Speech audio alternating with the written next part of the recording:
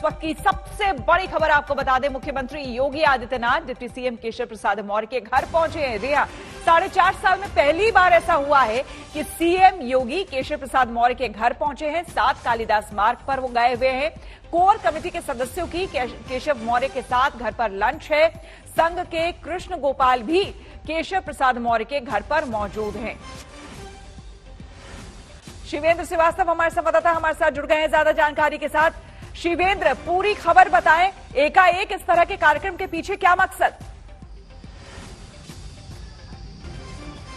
देखिए, अभी बहुत तो साफ नहीं कहा जा सकता, लेकिन केशव मौर्य के घर पर मुख्यमंत्री योगी आदित्यनाथ का पहुंचना अपने आप में बड़ी घटना है, क्योंकि पिछले 4.5 साल में ऐसा कभी नहीं हुआ। और इस बीच बीजेपी में संगठन को लेकर के तमाम बैठकें चल रही हैं। बीएल संतोष, राधा मोहन सिंह, स्वतंत्र देव, सुनील बंसल कल 3 घंटे की बैठक कर चुके हैं और उसमें तमाम बातें ऐसी आई जिसपे कहा जा रहा था कि संगठन को और मजबूत किए जाने की जरूरत है विधानसभा चुनाव के चलते, और तमाम जो कमियां हैं उनको दूर किए जाने की बात है। और आमतौर पर माना जाता है कि मुख्यमंत्री केशव मौर्य के यहाँ घर जाना नहीं जा सकते, लेकिन फिलहाल आज 4.5 साल बाद पहली बार ऐसे यहाँ पर आए हैं। इसके बारे में ये भी कहा जा रहा है कि कुछ दिन पहले केशव मौर्य के बेटे की शादी हुई थी, उसके चक्कर में यहाँ पर लंच का आयोजन किया गया, जिसमें कृष्ण गोपाल संघ से वो भी मौजूद हैं, कोर कमेटी के कुछ लोग मौजूद हैं, लेकिन मुख्यमंत्री योगी आदित्यनाथ आज पहली बार आए हैं। और इस बीच जब यहाँ पर संगठन की बैठकें चल रही हैं जिसमें तमाम चीजों को दुरुस्त किया जा रहा है, ऐसे में मुख्यमंत्री का केशव मौर्य के यहाँ पहुंचना अपने आप में बड़ी घटना है, क्योंकि लगातार तमाम तरीके के कयास लगाए जा रहे थे, चाहे AK शर्मा को लेकर के हो,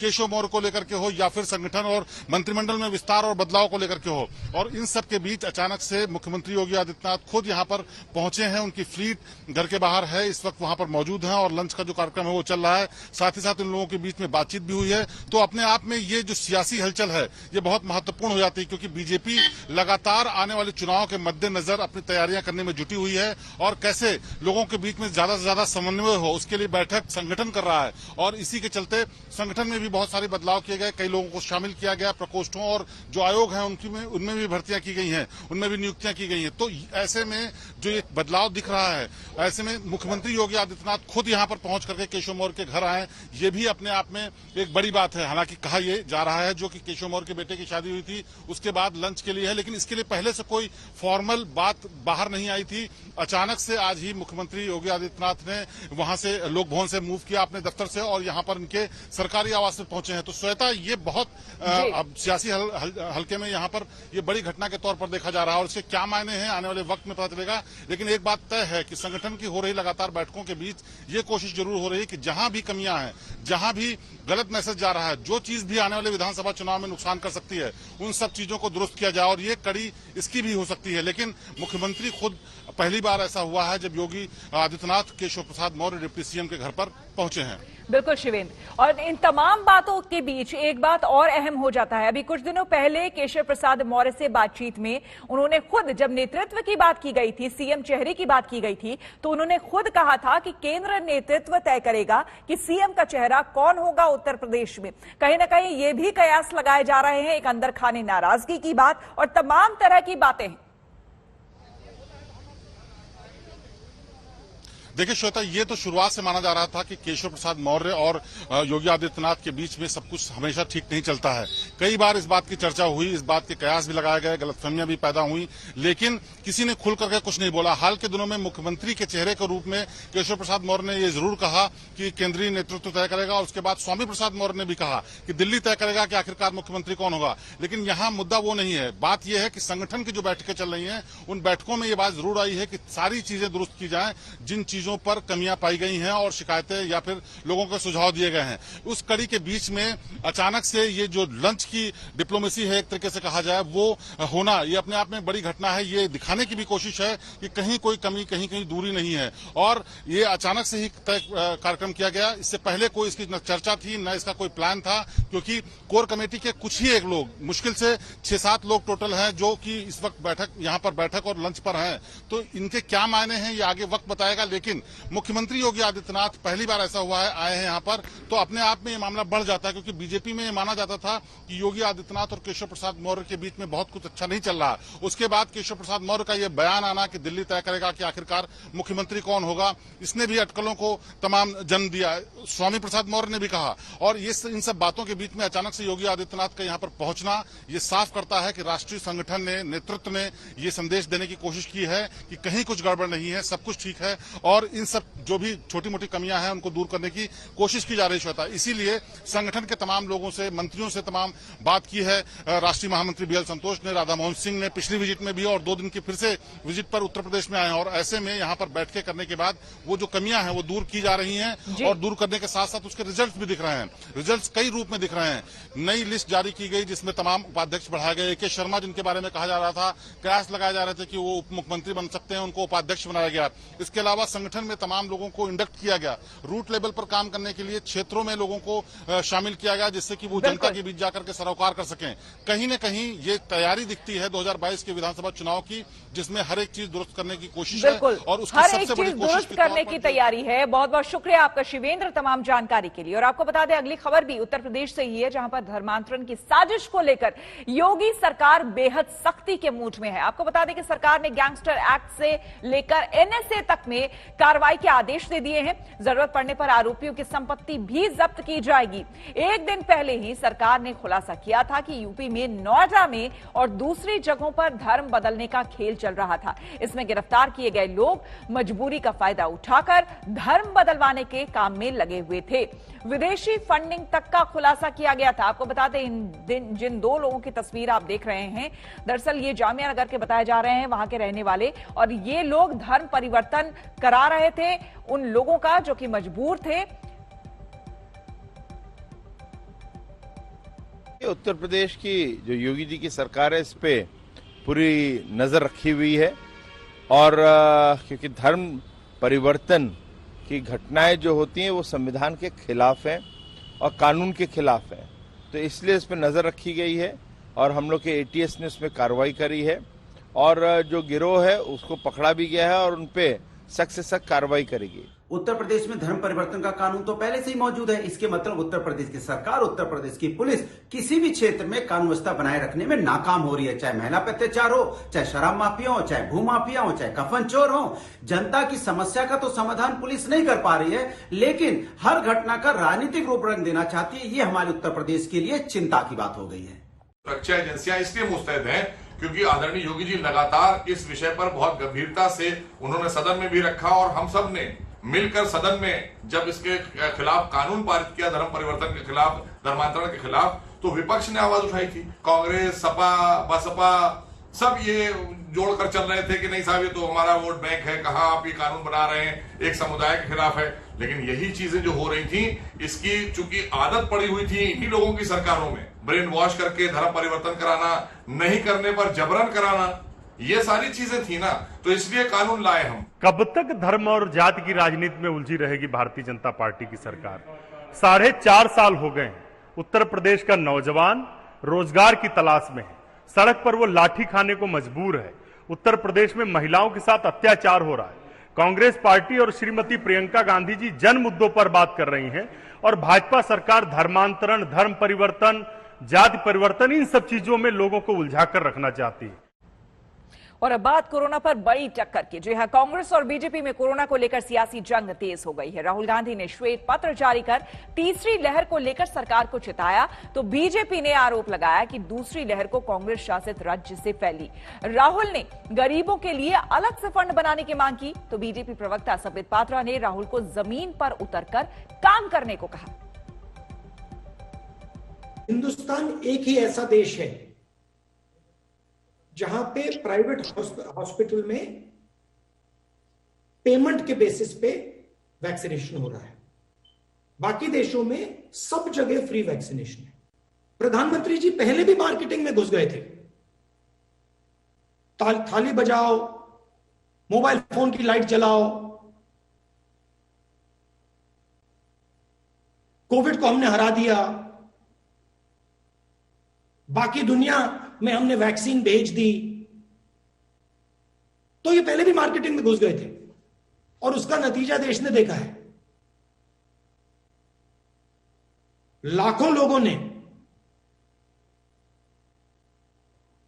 उसका नतीजा देखा है। हिंदुस्तान में कुछ अच्छा होता है, जब भी हिंदुस्तान में कोई खुशी की बात होती है और भारतवर्ष अच्छा परफॉर्म करता है तो कहीं ना कहीं कांग्रेसियों को चिढ़ होता है, कहीं ना कहीं राहुल गांधी से रुका नहीं जाता है और राहुल गांधी कहीं ना कहीं उस पूरे विषय पर प्रेस कॉन्फ्रेंस के माध्यम से एक प्रश्न चिन्ह लगाने का काम करते हैं, एक अड़ंगा लगाने का काम करते हैं। कल का दिन एक बहुत महत्वपूर्ण दिन था, कल तो योग दिवस था ही, किंतु संयोग देखिए कल जिस प्रकार से पूरे विश्व में हिंदुस्तान एकमात्र ऐसा देश बना जिसने एक ही दिन में लगभग 87 लाख वैक्सीनेशन, पूरे देश में ये जो वैक्सीनेशन ड्राइव रहा वो अपने आप में एक ऐतिहासिक मोड़ पे जाके खड़ा होता है। और अब बात पंजाब कांग्रेस की कलह की, जो अब खुलकर सामने आ गई है। आज पंजाब के CM captain Amarinder Singh party panel के सामने पेश हुए। सूत्रों के मुताबिक मल्लिकार्जुन की अगुवाई वाली कमेटी के सामने अमरिंदर सिंह खुलकर अपनी बात उन्होंने रखी। उन्होंने कहा कि चुनाव से ठीक पहले नवजोत सिंह सिद्धू को राज्य में कांग्रेस की कमान देना या फिर डिप्टी सीएम बनाना ठीक नहीं होगा। सूत्रों के मुताबिक अमरिंदर ने सिद्धू की बयानबाजी की भी शिकायत की है। सत्येंद्र चौहान हमारे संवाददाता हमारे साथ जुड़ गए हैं। सत्येंद्र, अमरिंदर सिंह ने तो अपनी बात रख दी है, लेकिन क्या इससे सिद्धू मान जाएंगे? क्योंकि वो पहले से ही आक्रोशित हैं और अपनी बात रख चुके हैं। अब ऐसे में समाधान का इंतजार। श्वेता, देखिए दो प्लेटफॉर्म है। एक प्लेटफॉर्म पार्टी का है जहां पर कैप्टन अमरिंदर सिंह अपनी बात रख रहे हैं, तो दूसरा प्लेटफॉर्म एक मोर्चा नवजोत सिंह सिद्धू ने पटियाला में बैठकर खोला हुआ है। और पटियाला कैप्टन अमरिंदर सिंह की कॉन्स्टिट्यूएंसी है, नवजोत सिंह सिद्धू का शहर है।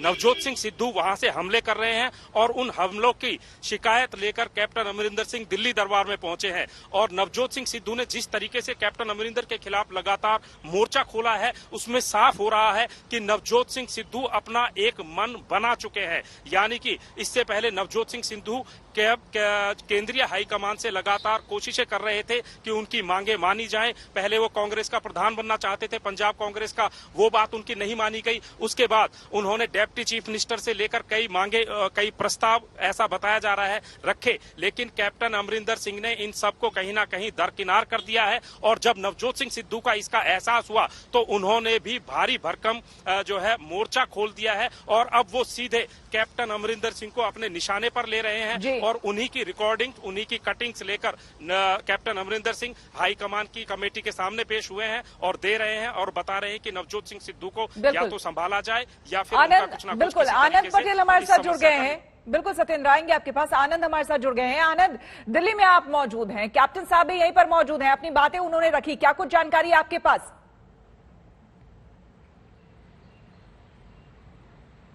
आनंद, क्या आपको मेरी आवाज मिल पा रही है? आनंद से हम संपर्क करने की कोशिश करेंगे। सत्येंद्र, लगातार जो जानकारी निकलकर सामने आ रही है, दो धड़ा है, ये पहले से हमें पता है कि एक धड़ा जो है नवजोत सिंह सिद्धू को पसंद करता है, एक कैप्टन को पसंद करता है, लेकिन यहां पर अब आला कमान के लिए बहुत बड़ी मुसीबत है कि ऐन मौके पर, जबकि अब आने वाले समय में पंजाब में इलेक्शन होने हैं, चुनाव होने हैं, उस बीच किसे मनाया जाए, कौन रूठा है और किसे जो रूठा है उसे भी कैसे मना लिया जाए, ये एक बड़ी चुनौती।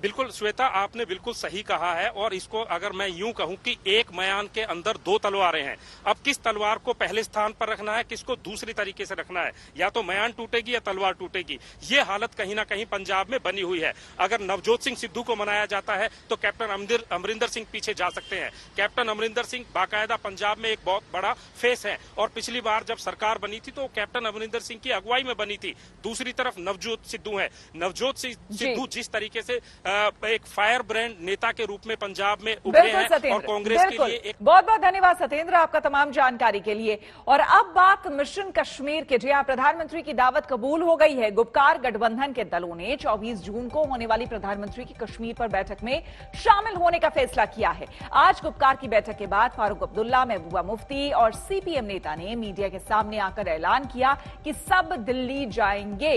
और इस बीच किसने क्या कहा, आपको वो भी हम दिखा रहे हैं। पीएम ने ने जिन्हें बुलाया है सभी जाएंगे।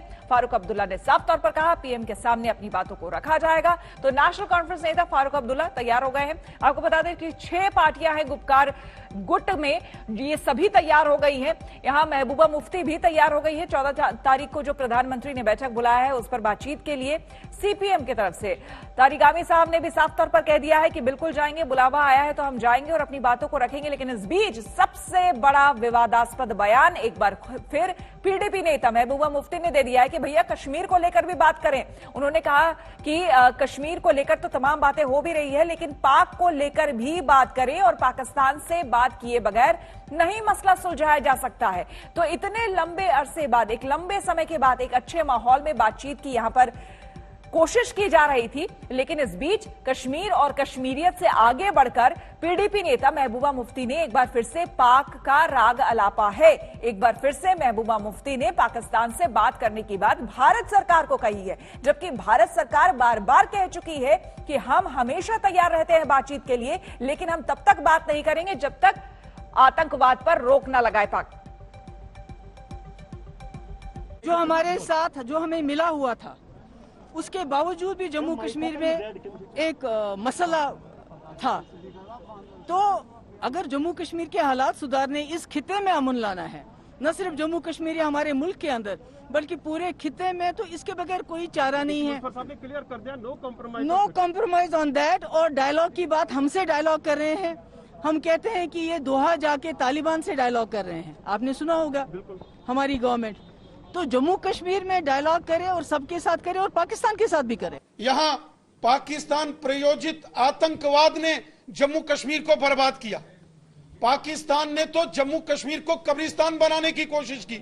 वो तो हमारी भारतीय सेना के जवान, जम्मू कश्मीर पुलिस के जवान, पैरामिलिट्री फोर्सेस के जवानों ने और हमारे केंद्र की नरेंद्र मोदी साहब की सरकार ने हमेशा राष्ट्रवाद को और देश को मजबूत किया और देश दुश्मन ताकतों को कड़ा जवाब दिया और प्रहार किया।